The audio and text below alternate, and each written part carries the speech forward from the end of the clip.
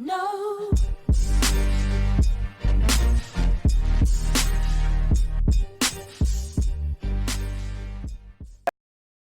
Hello friends, in this video we are going to download different tools that we are gonna need to run Ruby program.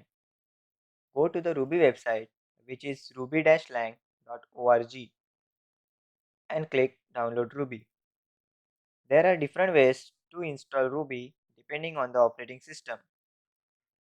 We are going to install Ruby for Windows machine. To install Ruby on Windows, we need to download Ruby installer, which we can get on www.rubyinstaller.org.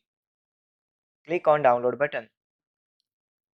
As we can see that the recommended version is ruby+devkit 2.6x of x64 installer. So we are gonna download this. So click on this and save it at any location. Now the Ruby installer is downloaded.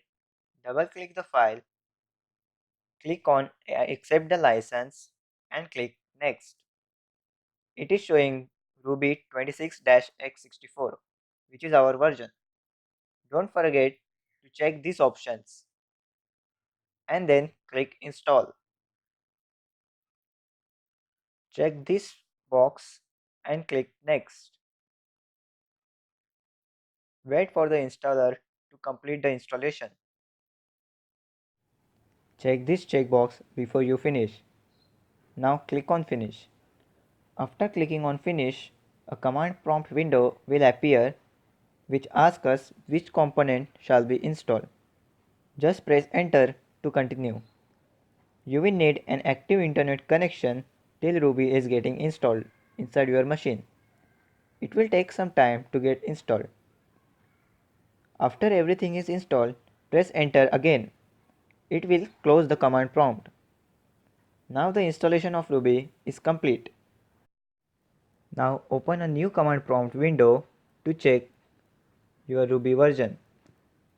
Type ruby space minus minus version and press enter.